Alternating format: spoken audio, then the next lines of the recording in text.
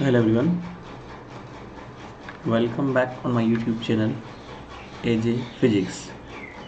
So हम लोग scattering कर रहे हैं MSc फाइनल के लिए एंड लास्ट क्लास में हम लोगों ने resonance energy scattering cross section देखा था कि रेजोनेंस पर पार्टिकल किस प्रकार का क्रॉस सेक्शन शो करता है।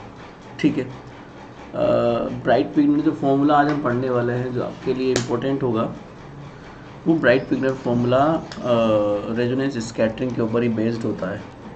मतलब ब्राइट पिग्नर फॉर्मूले के द्वारा रेजोनेंस पर जो स्कैटरिंग क्रॉस सेक्शन निकाला जाता है वो निकलता है बेसिकली। तो हम लोग वही चीज़ डिस्कस करेंगे कि रेजोनेंस पर स्कैटरिंग क्रॉस सेक्शन क्या होता है। तो ब्राइट पिग्नर फॉर्मूले से आपके क्वेश्चन आते हैं, ठीक है ना। तो बनता है, ये भी एक इम्पोर्टेंट टॉपिक बनता है। तो जो सवाल आता है मैं मेनली उसी पर फोकस करने वाला हूँ। ठीक है, ज़्यादा आपको ब्राइट पिग्नर का लोड नहीं देंगे, तो हम डायरेक्टली एग्ज़ाम के ऊपर फोकस करेंगे। तो मैं वही चीज़ देखता हूँ कि जो फ्रीक्वेंटली क्वेश्चन आपके एग्ज़ाम में आता है ब्राइट पिग्नर से वो क्या है। और दूसरी बात, आप लोग अभी तक लाइक्स वगैरह नहीं करते हो, तो ऐसा क्यों करते हो भैया? कर दिया करो लाइक, क्या दिक्कत है उसमें। तो जितने लोग देखते हैं उतने लाइक तो आने ही चाहिए कम से कम। ठीक है, और आप लोग अपने फ्रेंड्स को बोलो। ठीक है, मैं ज़्यादा कुछ नहीं पढ़ाऊँगा, तो मैं इस टाइम पे बहुत इंपॉर्टेंट चीज़ें पढ़ाऊँगा। तो इतना लोड मत लो पढ़ने का, आसानी से तुम लोग सब कुछ पढ़ सकते हो, है ना। तो इतना सोचोगे कि इतना बड़ा सिलेबस कैसे पढ़ेंगे, तो ऐसा कुछ नहीं है, ये बहुत कम सिलेबस है तुम्हारे लिए ना। तो इसलिए be prepare for the exam. ठीक है, और ऐसा भी नहीं कि तुम्हारे एग्ज़ाम नहीं होंगे या लाइक दिस, एग्ज़ाम भी होंगे और पढ़ना भी है। ब्राइट विग्नर फॉर्मूला, ठीक है ना, इसके बारे में आज बात करेंगे। ब्राइट विग्नर फॉर्मूला, तो वही चीज़ है, रेजोनेंस के ऊपर ही काम करता है। स्पेलिंग थोड़ी सी करेक्ट कर लो। ब्राइट विग्नर की स्पेलिंग होती है BREIT, ब्राइट, एंड विग्नर की होती है WIGNER। हाँ ठीक है, this bright Wigner formula. Okay, उधर बता ही दिया मैंने, रेजोनेंस स्कैटरिंग के ऊपर ही काम करता है। अब रहा सवाल क्वेश्चन का, तो क्वेश्चन क्या आता है आपके एग्ज़ाम में वो भी लिख लो। बहुत बार आ चुका है क्वेश्चन, है ना, तो ये क्वेश्चन भी आप लिख लो। 2017-19 रिसेंटली जो देखा गया वो 17-19 में देखा गया। एक्सप्लेन रेजोनेंस स्कैटरिंग, सवाल था explain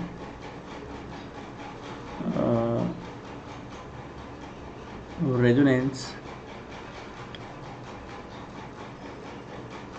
scattering for low energy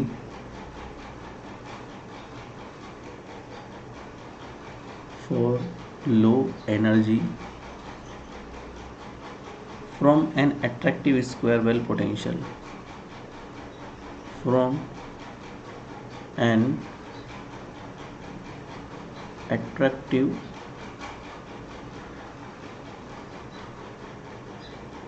square well potential. इस सवाल का जवाब मैंने कल लिखवा दिया है ना, तो ये यहाँ तक का सवाल तो कल का हो गया। एंड अब इसके बाद जो पूछा है ना वो हम आज करेंगे। And hence derive, and hence derive Breit Wigner formula. Breit Wigner formula आप लोग पूरा लिख लेना, मैंने शॉर्ट में लिख दिया। ठीक है, और दिया भी था उसने कि ब्राइट विग्नर फॉर्मूला होता क्या है, तो आप लोग को याद भी रखना है कि ये होता क्या है bright Wigner formula. So bright Wigner formula क्या होता है, ये स्कैटरिंग एम्पलीट्यूड है एफ ई, और स्कैटरिंग एम्पलीट्यूड स्क्वायर कहलाता है डिफरेंशियल क्रॉस सेक्शन, वो होता है गामा स्क्वायर बाई 4। गामा मतलब रेजोनेंस विड्थ कहलाती है, समझाऊंगा मैं क्या होती है। ई माइनस ई नोट, ई नोट वो पॉइंट है जहाँ पर रेजोनेंस आता है, और प्लस गामा स्क्वायर, ये होता है रेजोनेंस के ऊपर स्कैटरिंग क्रॉस सेक्शन, है ना। और यही तुम्हें निकालना होता है ब्राइट विग्नर में। ठीक है, तो बड़ा आसान सा सवाल है, लिखो आगे, सॉल्व करते हैं इसका solution. Solution is that this formula explain the, देखो इतना आंसर तो मैं कल तक हो गया, तो कल जो पढ़ाया था वो यहाँ मैं यहाँ से स्टार्ट कर रहा हूँ, आज का आंसर है ना। This formula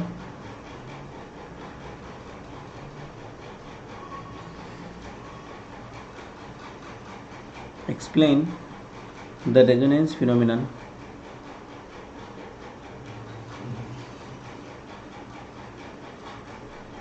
the resonance phenomenon and scattering cross section and scattering cross section. ये मैं स्मॉल में शॉर्ट में लिखता हूँ ना, तो आप लोग शॉर्ट मत लिखा करो, आप लोग पूरा लिखा करो, है ना। Scattering cross section and also explain total cross section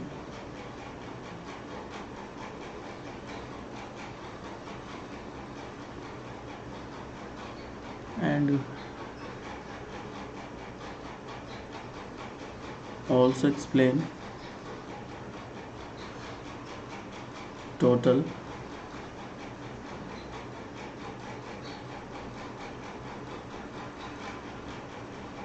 cross section on resonance width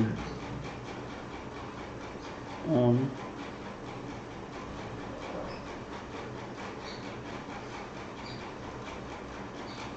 अभी समझाएंगे रेजोनेंस विड्थ क्या होती है, वो गामा होती है, रेजोनेंस विड्थ को गामा लिखते हैं। A formula which relates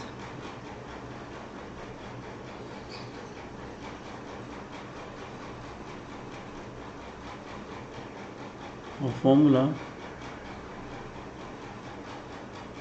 which relates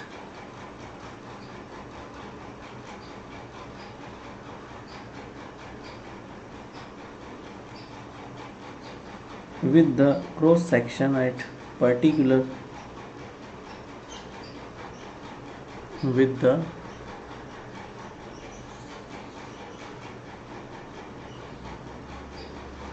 cross section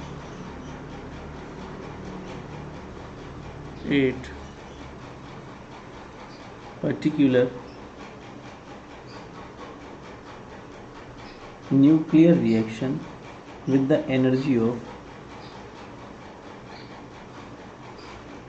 nuclear reaction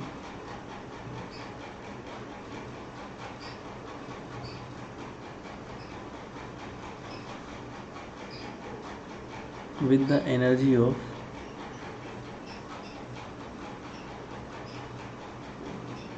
incident particle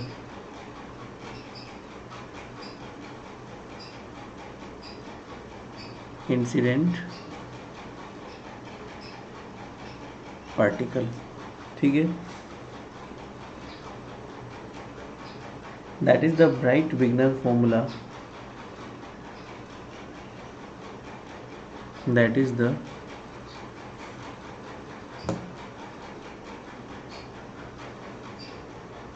Bright-Wigner formula।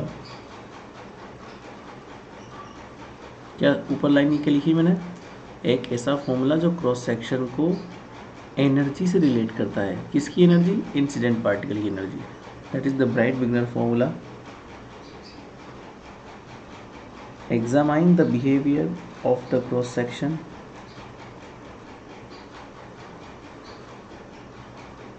examine the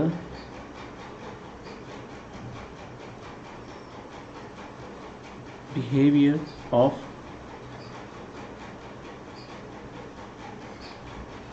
cross section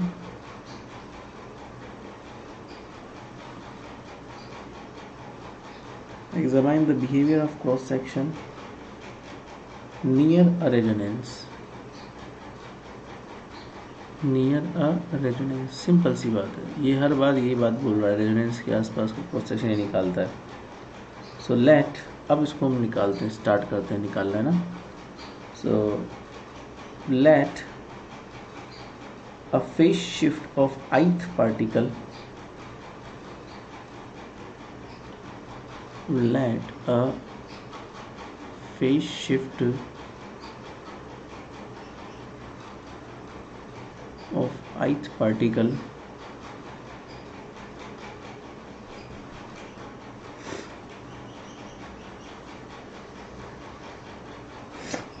is delta L at the resonance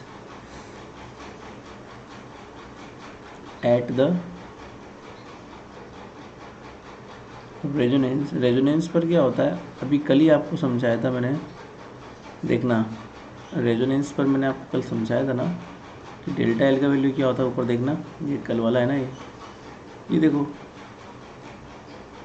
जो आपका के ए का वैल्यू वो π/2 के मल्टीपल की फॉर्म में आता है, लाइक π/2, 3π/2, 5π/2, इस तरीके से ना। तो अब बेटा एल का वैल्यू 0, 1, 2, 3 होता है।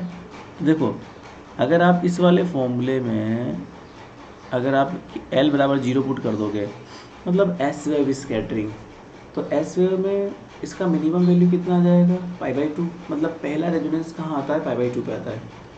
फिर पी वेव हायर एनर्जी पे जाओगे धीरे धीरे, तो एल की वैल्यू 1 रखना, एल की वैल्यू 2 रखना, एल की वैल्यू 3 रखना, इस तरीके से।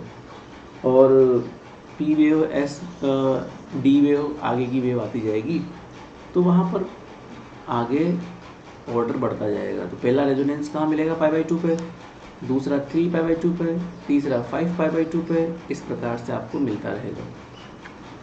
तो मैं इसे मान रहा हूँ कि पहला रेजोनेंस कहाँ मिलता है, π/2 पे। सो मान लो डेल्टा एल बराबर क्या हो जाएगा, π/2। So the energy is E node, और मान लो वहाँ पर एनर्जी कितनी है, ई नोड है, वहाँ पर एनर्जी मान लेते हैं ई नोड है, ठीक है। Let the phase shift and energy is E node, ठीक है, ऐसा हम लोग समझ लेते हैं कि ई नोड है। तो अगर मैं क्रॉस सेक्शन का एक कर्व बनाऊँ, मान लो डिफरेंशियल क्रॉस सेक्शन के साथ में, तो ये कर्व क्या हो जाएगा,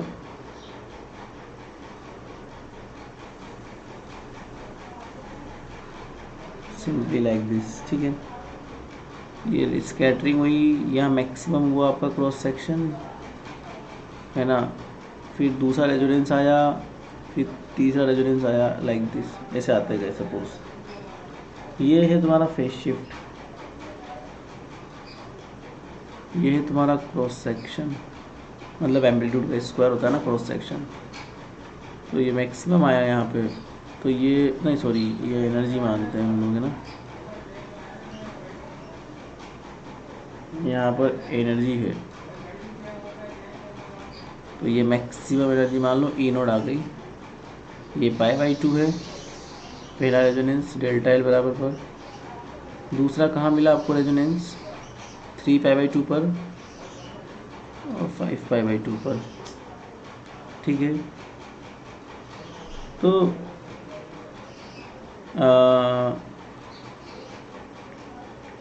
यहाँ पर हुआ ये कि इन पॉइंट्स पर डेल्टा एल की इन वैल्यूज़ पर ना आपको मैक्सिमम मिल रहा है, ठीक है ना।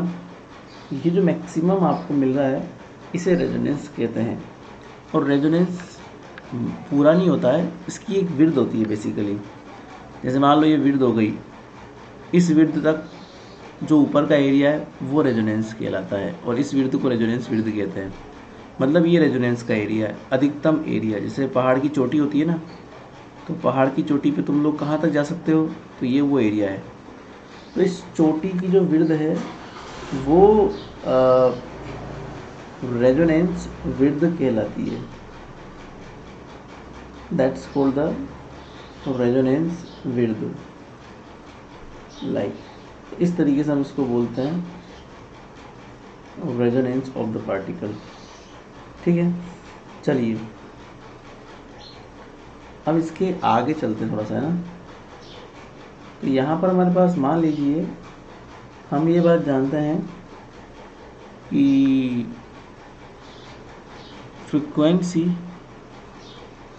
Phase shift at the energy E node बराबर π/2, क्योंकि ये रेजोनेंस की हम बात कर रहे हैं। ठीक है,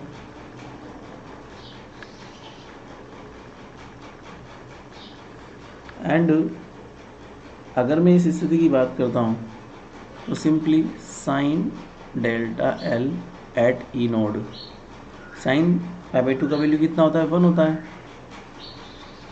एंड कोस π/2 का वैल्यू कितना होता है, cos delta L at E naught that is 0 होता है। तो इस कंप्लीट इक्वेशन को नाम दे दो equation number 1 using Taylor series. अब तुम्हें ये समझाना पड़ेगा टेलर सीरीज क्या होती है। तुम लोगों ने शायद यूज़ तो की हुई है पहले, बट तुम लोग भूल गए होंगे कि टेलर सीरीज होती क्या है। तो सुनो, जब भी किसी फंक्शन को किसी पर्टिकुलर पॉइंट के आसपास एक्सपेंड करना हो, है ना, कोई भी फंक्शन है मान लो, तो मैं यहाँ लिख देता हूँ टेलर सीरीज होती क्या है। जैसे मान लो कोई फंक्शन है f(x), अब आपको इस फंक्शन को एक पर्टिकुलर पॉइंट है x नोड, उसके आसपास एक्सपेंड करना है, उसका वेरिएशन चेक करना है, तो वो टेलर सीरीज के द्वारा चेक किया जाएगा। फॉर एग्जांपल, सबसे पहले तो हम फंक्शन को उस पर्टिकुलर पॉइंट पर निकाल सकते हैं अगर कोई वेरिएशन नहीं आ रहा है तो। जैसे मान लो x = x0 पर कोई वेरिएशन नहीं आ रहा, तो f(x) क्या हो जाएगा, उस पर्टिकुलर पॉइंट पर f(x) नोड हो जाएगा। सपोज थोड़ा बहुत वेरिएशन आया तो वो फंक्शन डिफरेंस दे देगा कि भैया कितना डिफरेंस आया, तो x - x0 डिफरेंस आया। ये तब है जब थोड़ा बहुत डिफरेंस आएगा अपॉन फैक्टोरियल n, और डिफरेंस का मतलब हो गया परिवर्तन, परिवर्तन मतलब चेंज। तो फिर आप उसका एक बार डिफरेंशिएट कर देंगे। डिफरेंशिएशन का मतलब होता है परिवर्तन। f' का मतलब क्या हो गया, del f upon del x, मतलब f' मतलब अवकलन, है ना। और अवकलन भी कहाँ पे, x बराबर x0 के ऊपर। अगर थोड़ा सा ज़्यादा परिवर्तन आया तो फिर ये थोड़ा सा और एक्सपेंड हो जाएगा उस पर्टिकुलर पॉइंट के आसपास, और फिर डबल डिफरेंशिएट कर दिया जाएगा।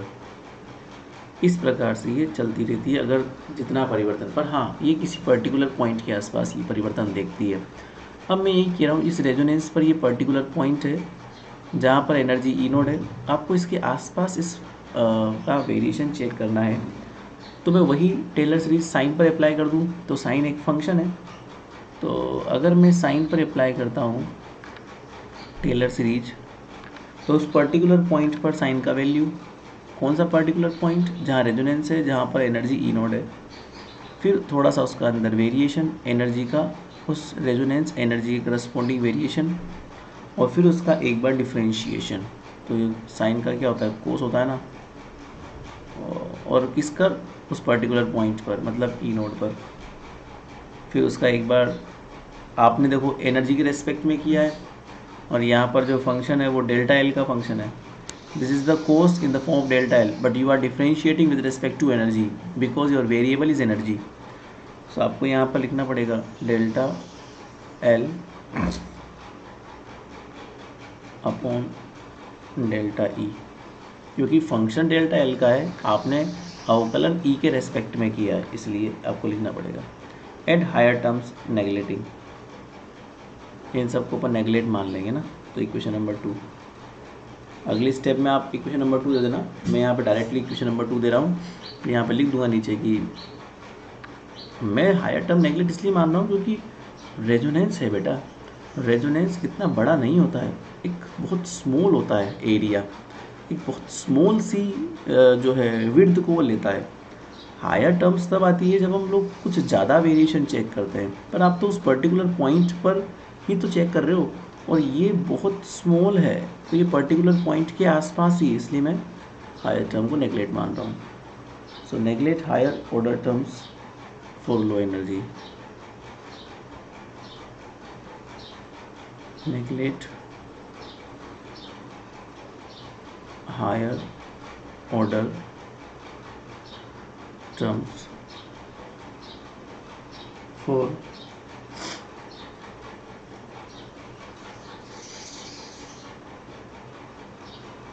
लो एनर्जी। ठीक है, अब आप लोग इक्वेशन नंबर 1 से और इक्वेशन नंबर 2 में वैल्यू पुट कर दो। आपको पता ही है साइन का वैल्यू कितना है 1 है और कोस का वैल्यू कितना है 0 है, तो ये पुट कर दो यहाँ पे। यहाँ पे जैसे आप पुट करोगे तो साइन डेल्टा एल ई बराबर कितना हो जाएगा 1 + 0, इक्वेशन नंबर 3। अब अगर यही टेलर सीरीज में कोस के लिए ओपन करता हूँ suppose, so now Taylor series for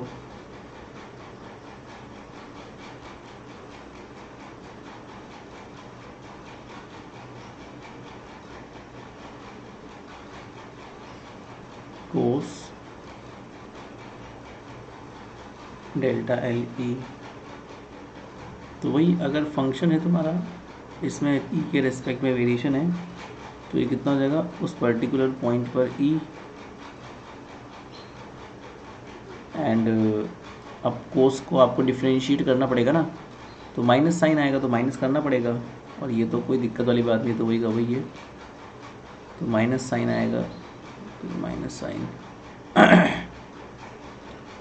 और वही है हायर ऑर्डर टर्म नेगलेक्ट कर दो, वही वैल्यू पुट करो, तो कोस का वैल्यू कितना हो जाएगा 0 माइनस ई नोट, साइन का वैल्यू कितना हो जाएगा, और ये तो लिखना ही भूल गया मैं, delta del l upon delta E, sine का वैल्यू 1 हो जाएगा, तो delta del l upon delta E. ठीक है, तो ये हो गया। यूजिंग एक चीज़, एक टर्म है जो आपको थोड़ा ध्यान रखना पड़ेगा, ये कोस delta L, equation number 4, using, ये होता है कि जो वेरिएशन होता है ना बेटा डेल्टा एल का एनर्जी के रेस्पेक्ट में रेजोनेंस के आसपास वेरिएशन, वो होता है 2 गामा। जो गामा होता है ना ये रेजोनेंस विड्थ कहलाती है, मतलब आपने किस विड्थ तक लिया है, ये रेजोनेंस विड्थ है, ये देखो ये है रेजोनेंस विड्थ, इसकी जो लंबाई है ना विड्थ, वो विड्थ कहलाती है रेजोनेंस विड्थ, ये गामा वही चीज़ है। तो इक्वेशन नंबर इसको दे दो आप 5, चलो 5 मत तो सीधा ही वैल्यू पुट कर दो, अगली वाली को 5 दे देंगे हम लोग, जहाँ पे गामा इज इक्वल टू हो जाएगा real constant that is resonance width, real constant या फिर रेजोनेंस विड्थ बोलते हैं इसको। ठीक है ना बेटा, तो ये चीज़ यूज़ कर लो आप ऊपर, तो ये कितना हो जाएगा हमारे पास cos delta L is equal to minus E not on gamma. अब इसको आप 5 दे दो। अब आप लोग स्कैटरिंग क्रॉस सेक्शन यूज़ ले सकते हो, बट उसके लिए स्कैटरिंग एम्पलीट्यूड निकालना बहुत ज़रूरी है। तो स्कैटरिंग एम्पलीट्यूड का फॉर्मूला क्या होता है, scattering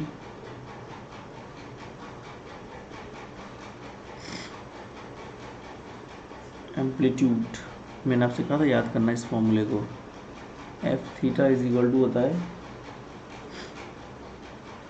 summation of l 2l + 1/k,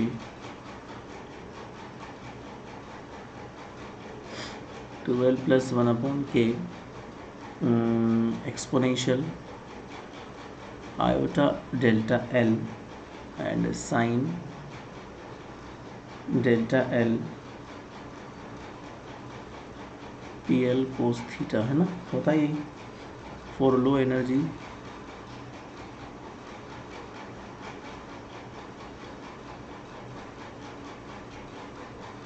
वही होता है एल बराबर 0, that is S wave scattering. और जैसे आप ये लगा दोगे ना एस वेव स्कैटरिंग, तो ये एल बराबर 0 पुट करते यहाँ पे कितना हो जाएगा, 12 + 1 का वैल्यू 1 हो जाएगा, एक्सपोनेंशियल आयोटा डेल्टा 0 हो जाएगा, और अपॉन के है इसका वैल्यू 1 हो जाएगा लो एनर्जी के लिए। तो इसका कितना रहेगा, केवल sign delta node dot 1।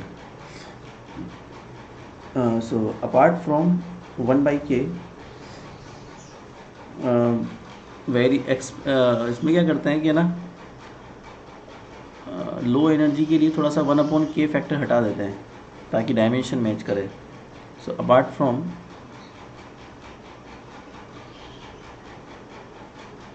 1/k को हटाने के बाद the energy scattering amplitude, the energy dependent scattering amplitude, the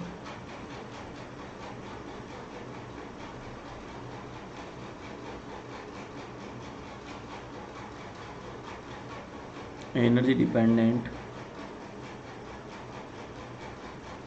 scattering amplitude, बस ये आपको ध्यान रखना है कि हाँ ये 1/k हटाना है, क्योंकि डायमेंशन मैच नहीं करेगी, केवल मुझे कांस्टेंट फॉर्म में लेना है। देखो एक्सपोनेंशियल आयोटा डेल्टा ये पूरा कांस्टेंट हो गया, क्योंकि एक्सपोनेंशियल के ऊपर जो भी क्वांटिटी होती है ना वो एंगल होता है, और एंगल हमेशा कांस्टेंट होता है।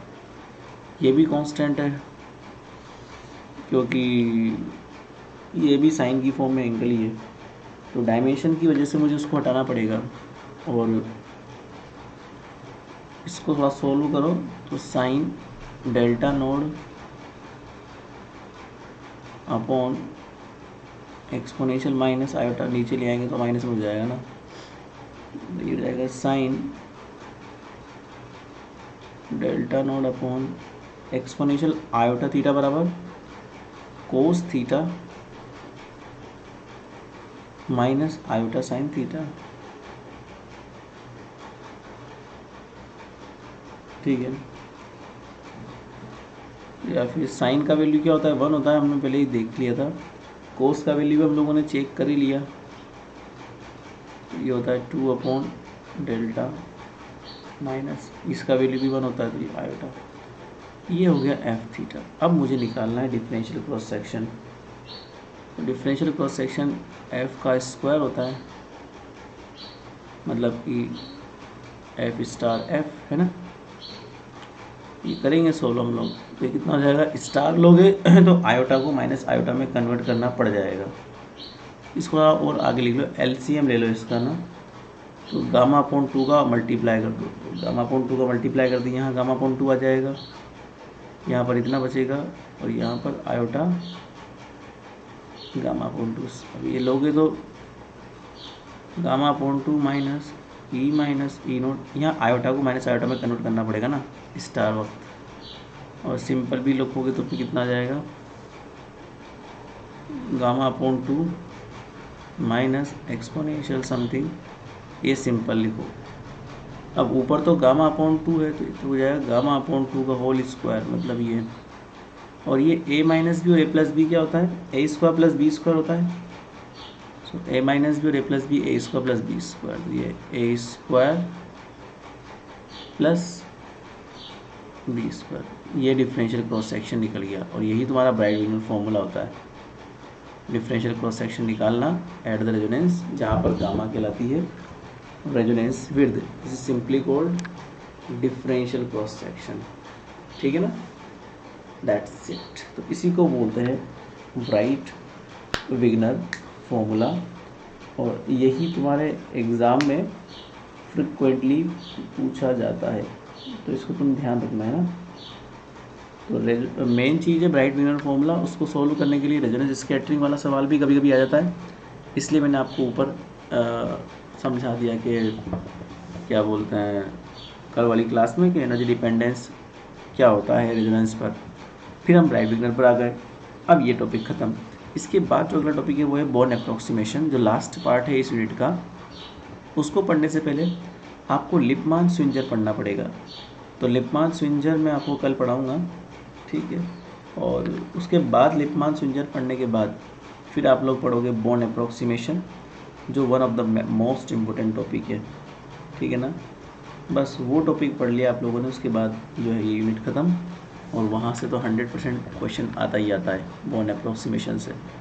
CSIR नेट में भी आता है और तुम्हारे MSc में भी आता है। तो पहले लिपमान स्विंजर पढ़ना। लिपमान स्विंजर जो है वो आ भी सकता है, नहीं भी आ सकता, उसका ऐसा है, पर वो आया हुआ है इसलिए पढ़ाना पड़ेगा। और दूसरी बात, बोर्न अप्रोक्सीमेशन तो हमेशा आता है, तो वो तो पढ़ना ही पढ़ना है, उसमें कोई शक नहीं है, ठीक है ना। थैंक यू सो मच, फिर मिलते हैं कल, और लाइक्स कमेंट्स, ठीक, बाय बाय।